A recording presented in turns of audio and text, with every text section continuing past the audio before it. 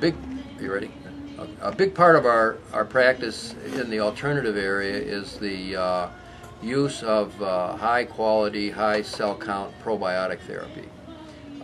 There are some 101 problems that are linked to 101 health conditions that are linked to unbalanced gut bugs.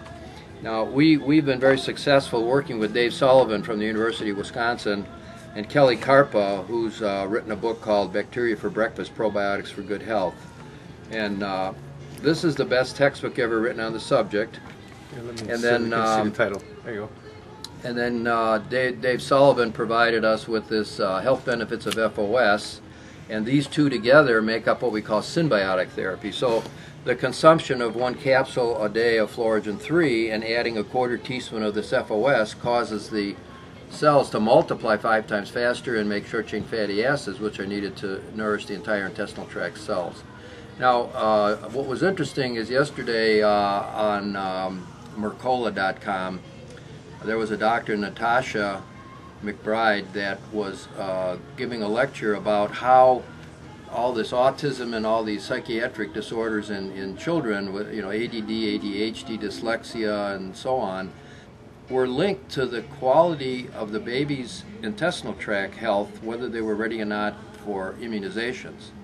And she suggested that the babies could be tested for the strength of the baby's gut microorganisms, which is an indication of the baby's immune system. And if the baby's immune system wasn't in good shape, they could be triggering a lot of these psychiatric problems by giving the babies immunizations.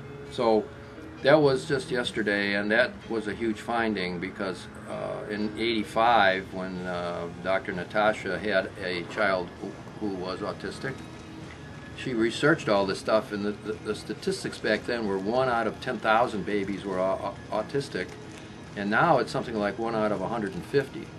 And she predicts that that number is going to continue to grow. She postulates that, well, we know antibiotics will unbalance the gut, but she also suggests that birth control pills would also play a role on the mother's intestinal tract health, and that is where the baby gets its immune system. And so she's suggesting that there's some deficiencies in the baby's immune system and they may or may not be ready, but it's hard to tell without doing some further testing as to whether they're ready for the immunizations. And the immunizations can cause some problems if the baby's immune system isn't ready to accept it. So that's a new twist in symbiotic therapy. Thank you, Bob. This is Robert Lasecki at Glen Ellyn Pharmacy, Glen Ellyn, Illinois.